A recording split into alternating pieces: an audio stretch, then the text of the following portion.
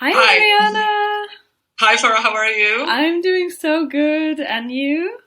Yeah, super awesome. It's so good to see you. Welcome to my show. It's called "You Are What You Wear," and it's Oof, I love that one.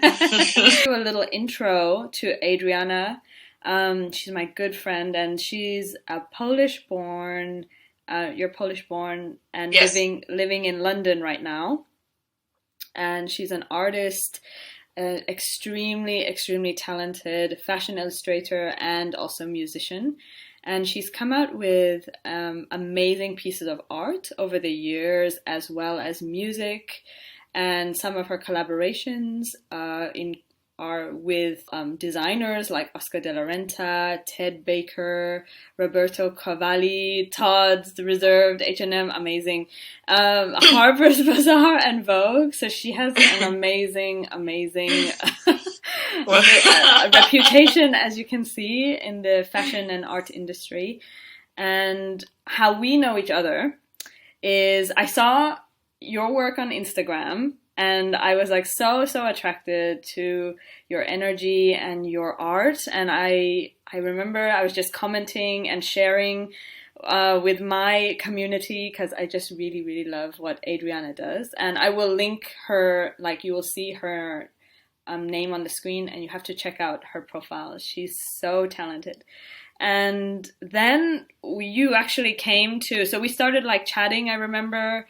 And you actually came to Paris last year. Yes. Was it last year, darling? It was last year, like during the pandemic. It was the first opportunity for me to go. Yeah. I was like, I need to go to Paris and just like hang out with the vibes. And then because we connected on Instagram, I really loved your as well. Like you said about dropping it to energy, and I loved your style. Thank And you. I was like, this girl looks so cool, and I love that you were like very spiritual and you had a great style. I was like, I want to meet up with her, you know. And like that's when we met, first time as well in the real life, and it was such a great conversation. It was really.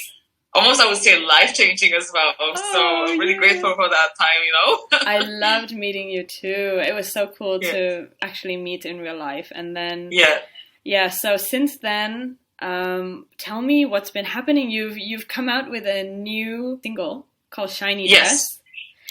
Exactly. So in the meantime, it was quite like a turbulent time. Absolutely. Like I can say for everyone probably in the world. I met my boyfriend, who's Mexican. Yes. And at that time, I was actually staying in my home country, Poland, in Warsaw, because it was like I needed to take a break from London. And then somehow that was like universe kind of collided in the sense that I met my boyfriend and I managed to go to Mexico for like 5 months. Wow. Which was absolutely crazy considering what was going on in the world. Yeah. But I was super lucky, and I really feel super grateful for this chance, I would say. Yes. And when I was there, I was obviously so inspired. It was my first time in Mexico, and really inspired by the culture, everything I was like seeing. And I decided to create a music video there.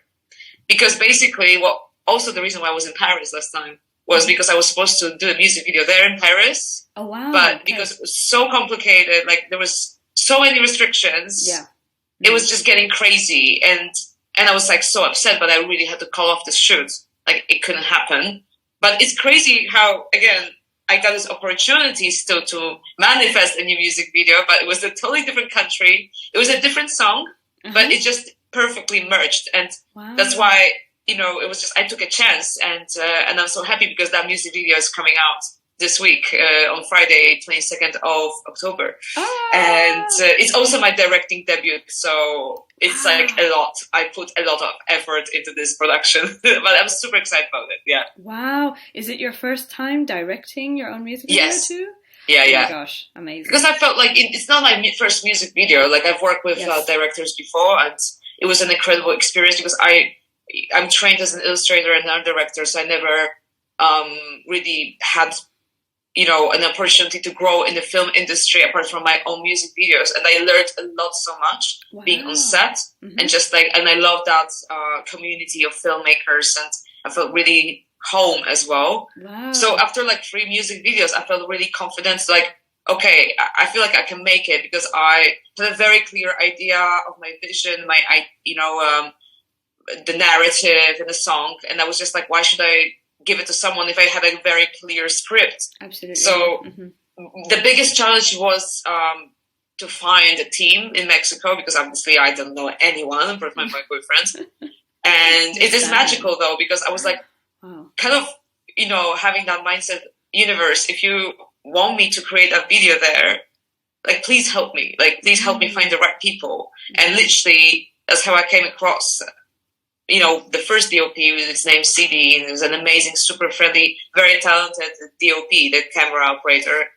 And then it just kind of went one by one, because I was just like introduced to his team, which was super talented, super hardworking people. And I'm so grateful this came around. It was just like, oh my God, it was a pure manifestation, and then literally most unordinary circumstances. And that is so incredible and very inspiring. So you didn't even know before going to Mexico that you're going to be doing the music video, right? No, zero. Like, I mean, I did think about it a little bit, because there were two of my friends who were like, oh, screw Paris, do it in Mexico because it's so exciting. And I'm like, yeah, but like, I mean, I don't know anyone. I don't know anything about the country, but gosh. I was like, well, maybe there's something about it. And I was like, it's, the time progressed that I was there, I was like thinking about it more seriously. Yeah. Because it was just like, okay, I have this idea, and it just really flew everything. The whole, narrative was just like so easy for me to create in Mexico. And I was like, okay, well, I'll give it a chance, Oh, amazing. That is so inspiring, love. I just really love that. And so, okay, I have a couple of questions for you about, Shiny Dress as well. Yes. So it comes out in this Friday, is it?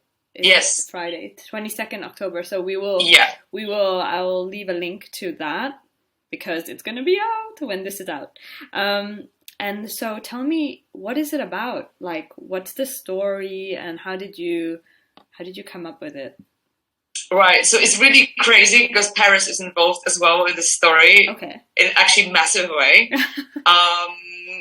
So a couple of years ago, I broke up with my ex-boyfriend, who was actually a Parisian as well. And after the breakup, it was a very bad breakup, like super unfriendly, let's say. Oh, sorry. And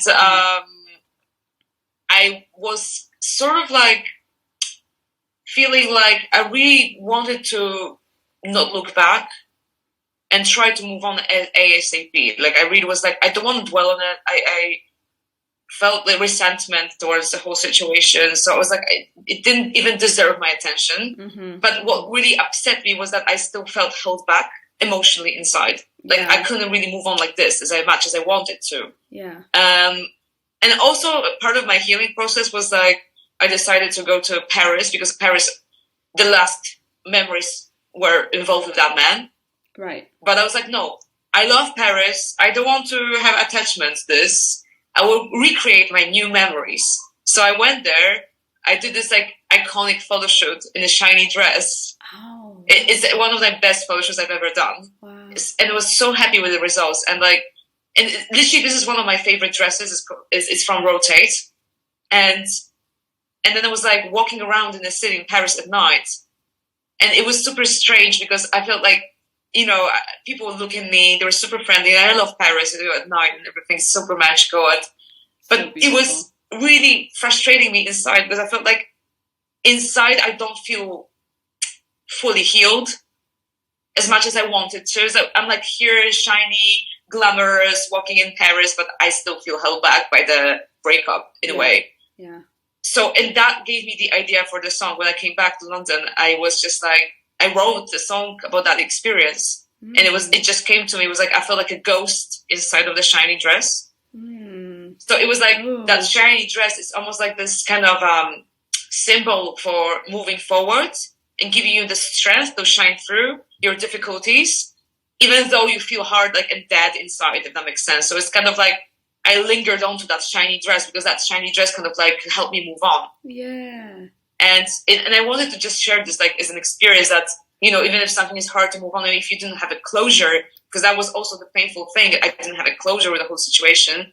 You can start to find it within and like just linger onto something that gives you that happiness, and like it's kind of like representation of your true identity as well. And I feel that shiny dress is like the symbol of all that situation. So I love that. That's how the song was created. And then when I was in Mexico, it's funny because I created a very Mexican music video, and then Katrina, which is the skeleton, famous makeup from Mexico, was like, it fit in this concept so well. Yes, that's because true. It's like the representation, because basically Katrina in Mexico is also like a celebration of death. Okay. But it's like, I just felt it really fit in so well in there.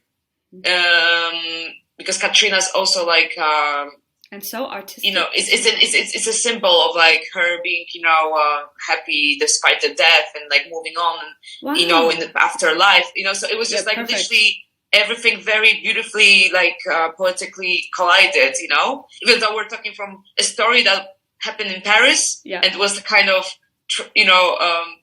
transpired into reality in Mexico, which is really, really interesting, It's really interesting. Yeah. That is so cool. I love, and when you said, you touched upon like identity, and you touched upon like putting yourself into a new identity or a new image, right? And that's totally, and that's literally about like, there's a connection to what we wear and how we feel. Absolutely. 100%. Yeah, and 100%. This is like what you're sharing in your music video, which I find so fascinating. Can't wait to see it, by the way, because all right. Yeah, and also, so tell me, you feature tarot cards, is that right? And it's going to be sold as NFT artworks. And I don't personally know what that is, and probably some people in my audience will love to know more about that. Yeah, so can you absolutely. share? And so NFT is like a super new, world in the art world, like in the art industry. Yeah. It's been there for a while, but like it literally had this breakthrough this year. And that's how I also discovered NFTs in March, when one of the leading artists, his name is Beeple, sold his work as an NFT with Christie's, the major art house. Okay. Like for millions, we're talking millions. It's crazy. So it was just like, wow, everyone was like, what is this NFT thing? And so basically the NFT stands for a non-fungible token. And to explain it as easy as possible, this is digital art. It's an asset, which you can sell with cryptocurrency. Okay. So yes, to a lot of people will be like, yeah, well, what's the point of buying a digital piece? Like I can have a safe JPEG. Yes, but if you purchase the NFT, you're officially the owner of that NFT. Okay. And it's literally like any kind of artwork. And like the thing is like you get a certificate that you're the owner of it, and you can trade it later on as well. And obviously depending on the value of the artist and like the whole work, it rises in its value. So, we're talking about millions in the industry right now. It's a very new industry. Wow. And I think the sooner you get on it, the better, especially if you're a creative person, because there's so much opportunity in there. And I'm also, because for me, it literally feels like I waited for this all my life, because I'm mainly a digital artist, and I did a lot of animations in the past. I also work on the iPad. So the work I did for Ascola Renta was actually, a digital kind of piece, which was a mixed media painting. And it was like, I really wish I could sell it, because literally before that, it was just like, I can do a commission for a brand, but I can't sell a digital piece. And now it's life-changing for a lot of artists like me, because now you can sell an animation, you can sell a 3D piece. Yes. Also, fashion is moving forward to it really strongly. Absolutely. I think Balenciaga and Dolce & Gabbana did like their digital wearable pieces as NFTs, and they sold them for like millions as well, which is crazy. Oh my gosh. Wow. So it is quite abstract when you think about it, because we're still very much in reality here and now, and I really love that. But for me, it's quite fascinating new world, and I'm thinking how you can implement, that digital abstract AR vision into something we live here right now. Yeah. That's what I did with my NFT. So basically, in the music video Shiny Dress, there's a theme of tarot readings. Yeah. And the tarot cards were designed by me. They are illustrations made by me. And then as soon as I discovered the NFTs, I was like, wow, I mean, I will create maybe the NFTs based on those cards, and they're going to be animated, and they're going to be limited collection. So that's what I decided to like link up with the music video as well. And it's going to be my first NFT collection as well. So I'm quite excited. And amazing. I really feel super strong about the NFTs, and like already it's happening a lot for me. I have like exhibition. I got into group exhibition with my NFT as well in New York City in November. So it's like, congratulations. For me, it's like a life-changing opportunity right now. And I'm really excited as well how the cards will be received, and then, you know, like how, you know, popular are they gonna be? But like, it's super exciting world to navigate to as well. I'm so excited for you, babe, and congratulations on all on this new world you're foraying. It's so exciting. So I have a question about how to purchase this.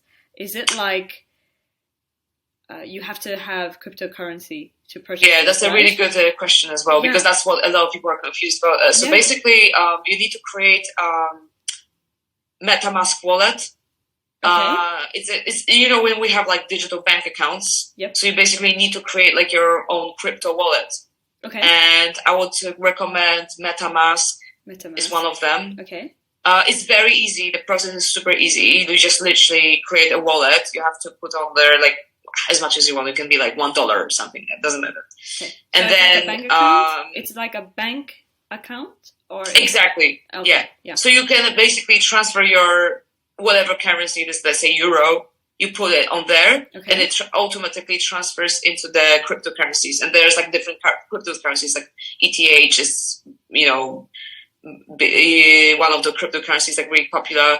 And I'm not sure, but I think there's like different wallets for different currencies, but I'm not sure about that. But MetaMask is one of the most popular ones, and I think it's very easy. And most of the platforms, if you want to purchase the NFT, you will buy it anywhere. And also where I'm gonna put my work. So basically, there's a lot of platforms for artists and curators where you can mint. That's how you call it. Mint your NFT. So minting is basically creating that NFT, right? It's called minting. I don't know why. And I'm gonna mint my work probably on the foundation. This is like one of the top curated platforms I got into. So like not every artist can get in it. So it's like curation only. So I'm really happy to be part of it as well. And just to use that platform, finally I'm proud to use the platform. I feel I will probably mint my work on the foundation. So all you need to do is to get MetaMask wallet. And then you can register on With Foundation, or there's like OpenSea as well. There's a lot. If you really are into the subject, I recommend Clubhouse for networking. It's super strong. And Twitter. And there's the community of NFT people as well is so friendly. I love it. Everyone's super helpful, interested. So nice. Like it's like a mutual support because it's so new. That I feel people are like super happy to be in it together, and that's also one of the motivations behind for me, like being part of this community, because I really love the people who I meet there. You know. Absolutely. Yeah. Oh, that's so cool. It's a really like a new world we need to investigate. You know. Absolutely, and it's super early, and I said like I mean. Thing is not going anywhere. It's only going forward. So as much as someone will be like, "Oh, I hate it. I don't want to have like deal with it at all." It will catch you sooner or later. It will, because that's where world is heading as well. You know, everyone hates new. Like there are always people who hate the new things that are coming. Like when Snapchat came, or absolutely, you know, like that's exactly this kind of thing. Instagram, like it's the same, or TikTok, and now we are. Making TikTok videos, and it just happened. So I'm so excited for you, and I will really look into it because it sounds very, very cool. And I have to. So is your art bought by? Is it like only one person can own one of your sets, or is it like you can? So it depends because it depends on the artist. In my case, like for example, I will release a collection of 6 cards. And I could release them as only single piece only. So one person can only buy one card. Okay. But I will make it more available because I would like to have more people to have them. And I think it will be, each card can be owned by 6 people. So I feel like I would just release a series of 6 each. So it's like, I don't know if 6 felt like a good number for some reason. Yeah. And there's going to be 6 cards. Okay. And each card will have 6 owners. 6 owners only. Yeah. So, but you can obviously buy the whole collection. And so that's why I wanted to see where it goes. And like, I feel like, there's a lot of interest right now in tarot and like this whole, kind of spiritual energy. Absolutely. So I'm really happy. And again, this is super linked with the whole Mexican culture because tarot is a huge thing there. And like, oh, really? I really was like, I don't really do tarot readings that much, but I mean, I've done maybe a couple of times. But in Mexico, I just saw it everywhere being advertised. They have a really strong culture in that regard as well, like the magical kind of candles and stuff. That was kind of part of my inspiration, the video as well. Wow. I can't wait to see, because I don't know too much about this part of Mexican culture. Oh, yeah. I myself am super into tarot. I don't know if you know that, but... Yes. I know, we talked about it. I'm super into tarot. I do tarot readings and everything. So that I'm so excited to see your cards. Yeah, it's definitely fascinating. I really love the symbolism of the tarot, like the cards. The symbolism. I really love the illustrations as well. So I feel like it's a really interesting concept, and it really inspired me massively. And yeah, I wanted to include that because it was like everything I saw in Mexico, basically I wanted to present with my own eyes as like a stranger coming from like European country, So it's like, it's kind of like, I hope what I wanted to achieve was like to show Mexico through my eyes. Yeah. With kind of maybe fresh kind of angle of like looking at from now as an outsider. That's always like really interesting, I think. Yeah. Okay, I love it. I'm gonna ask you some questions about because you graduated from fashion school, I believe, like London College of Fashion. Yeah. Is that right? Yeah.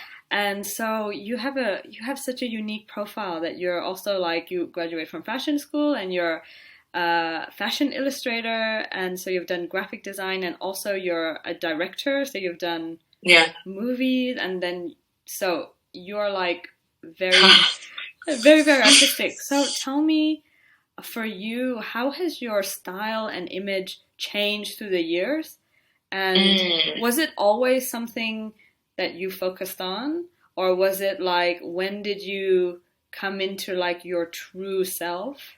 Do you have a point in time? I think so, definitely. Mm-hmm. I mean, I've always been super into like, not always. I would say my interest in fashion started when I was 18.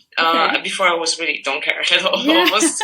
But I was just really interested in the fashion magazines, and it really opened up my eyes in the world. Like, oh, there is something so beautiful like this. And what I loved about it was that I think fashion, what fascinated me about fashion was like that sense of empowerment and beauty, and it just made me feel like, oh, you can create that whole new persona and a narrative with what you wear. Mm-hmm. And it literally, because I was always like, before that, I always felt fashion, was just so vain, and it's not, because I was very artistic and musical, and was like, oh, fashion, like, it's like for stupid girls. But I changed my mind completely after, coming across the fashion magazines and like the Vogue and stuff. I was like, wow, I mean, this is not stupid at all. This is magic, So I really changed my perspective of fashion completely back then. Mm-hmm. And also, I mean, it was obviously like, I'm sure most of the people will go through process of their style changes and like as they evolve.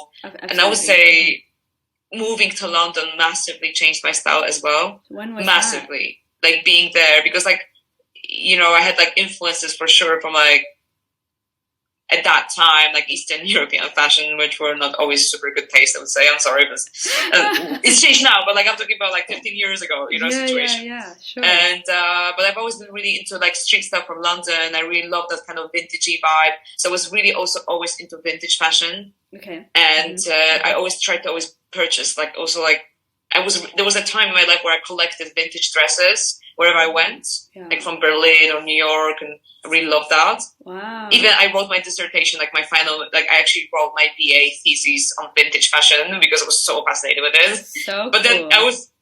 Yeah, but it was like I actually outgrew it a little bit. Like I started to feel so, because I learned about the subject so much. Mm-hmm.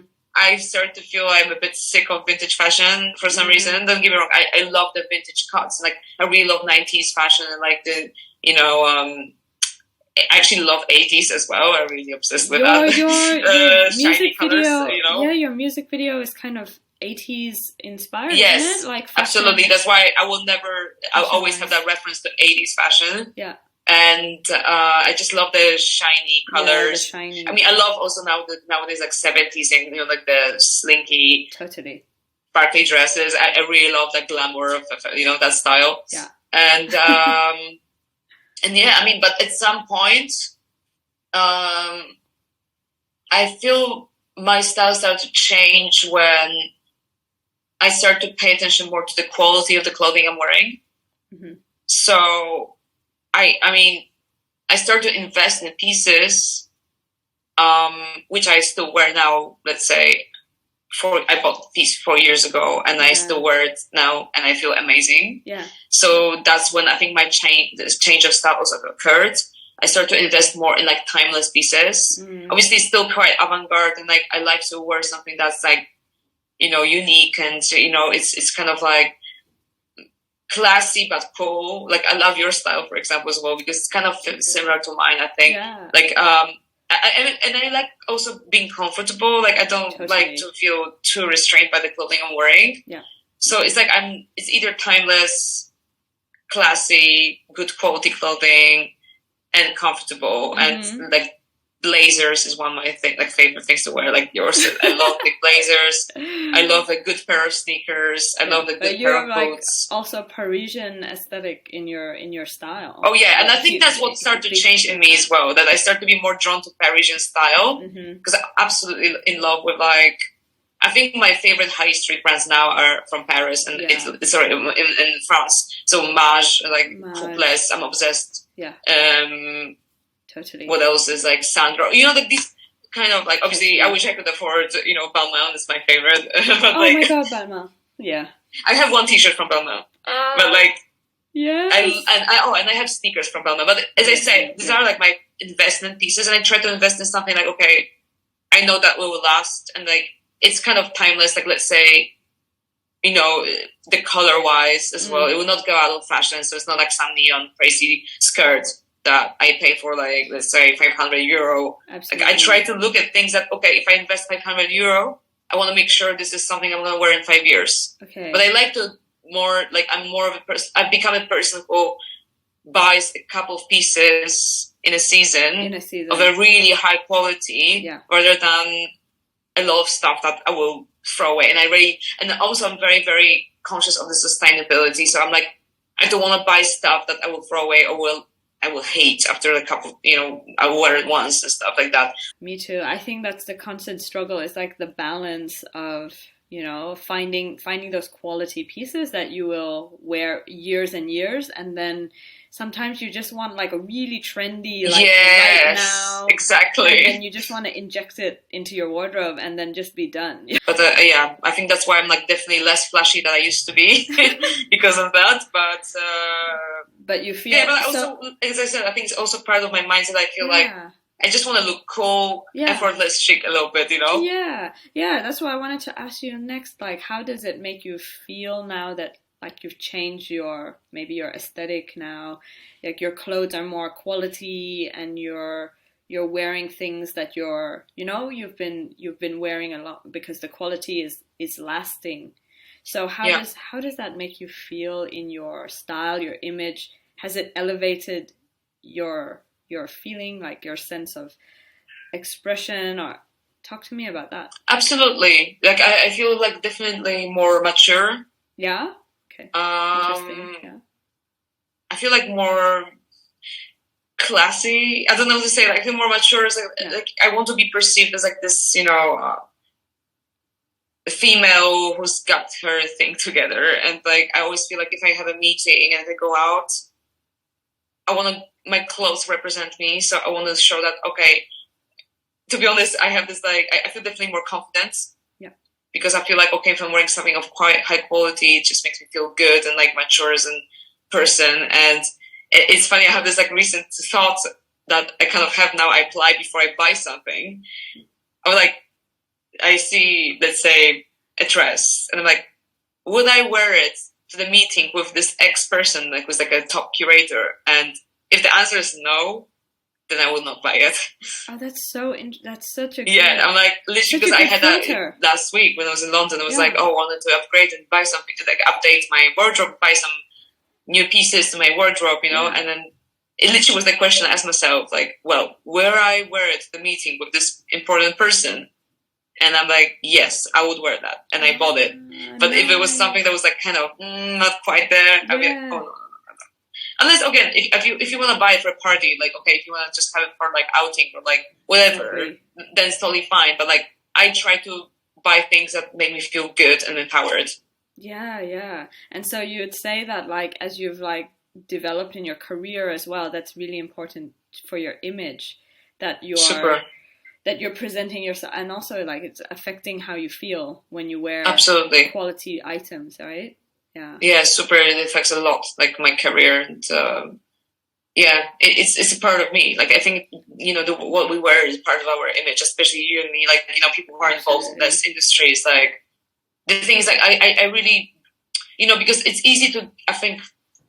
It's bearing in mind as well that it's easy to get trapped of like what we said before, that you want to have that trendy thing and flashy, and you feel that you have to wear it in order to stand out and be taken seriously in this industry of like fashion and art world.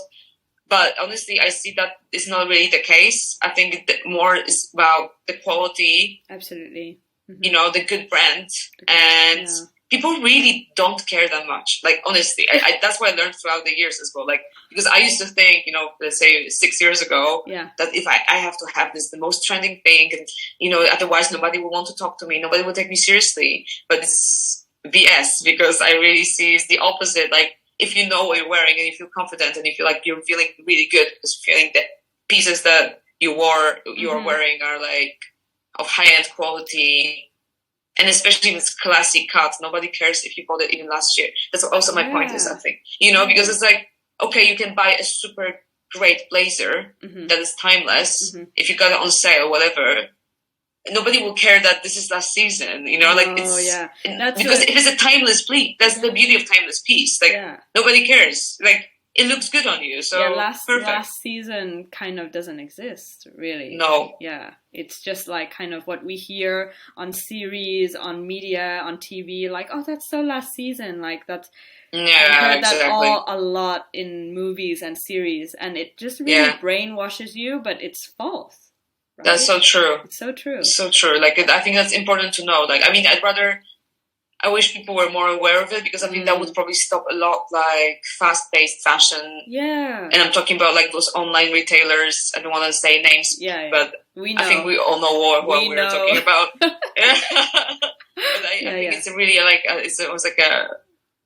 Yeah. To me, it's like the word that I really don't buy clothes from these kind of brands. Like, okay, the only I admit guilty is Zara, but like, but the rest is like I avoid. Absolutely. And it's not really needed when you're trying to collect pieces which are timeless and quality anyway. So exactly. It was, and I really happy we talk about the fashion. Me too. And the NFTs as well, because NFTs is already becoming big in the part of the fashion industry as well. So I'm so curious now after hearing you talk about look into I think I recommend you and also your audience to look into like digital fashion. Because it's a big subject that's coming up as well, and I think it's cool. It kind of maybe also touches a bit of sustainability issue, because like, okay, if you wear a digital piece, how do you wear a digital piece? That is like crazy, because that's something I personally don't get involved with, but basically it's been mainly created for gamers. Okay. So if you were playing a certain game, I think Balenciaga did that recently. They created I forgot the name of the game, but a specific digital fashion collection from Balenciaga, so people who play games, they can wear it in the game. My God. But now we're talking about the game, but soon, I mean, it's already happening. Yeah, they're building metaverses. Metaverse is this digital world, like, so everyone will have their own avatar. Wow. Where we're gonna meet up in a metaverse. Okay. It's super weird, I know, but like, okay. and if you want to enter that metaverse, Yeah. then you have to wear something, and that's where the digital fashion comes in. That's gonna be crazy. Cool. That's gonna be crazy. Cool. It is crazy. So tell me, to end the interview, what are you up to next? Like, you have a project that you will be focusing on next? I mean, I know shiny dress is like now the thing right now, but then after this, do you have something that you're doing that we can look forward to? Well, right now, this is also part of the promotion of the shiny dress. I'm going to release also my first fashion collection. Like, it's a feature, hoodies and t-shirts with my cards as well, and the motifs of the tarot that appear in the music video. Cool. Oh my god. So they will be available to purchase around mid-November. Okay. So that's coming up next, and alongside with the NFTs. So basically, my idea will be also that if you buy my NFT, you will also receive the hoodie or a t-shirt. So it's like connected. Or they're available separately. Like, if yes, absolutely, yes. All they're available separately as well. And this is like a new journey I started, which I always wanted to, if it comes to like being an artist, like entrepreneur as well. Of course. So I'm actually quite excited because it's a learning new process, totally new everything I'm doing. Mm-hmm. And I really would love this to continue. So my next dream project is the music video in Paris, which I was supposed to shoot last year. It's gonna happen. And with that, I would love to also continue that path of like releasing music video, having a merchandise / fashion collection with it. Maybe it's gonna be a jewelry line, but I'm not sure yet, because I need to see how it all goes. But also definitely the NFT continuation, and I definitely want to be focused now on the NFT path and build up the career in that area, because it's really fascinating to me.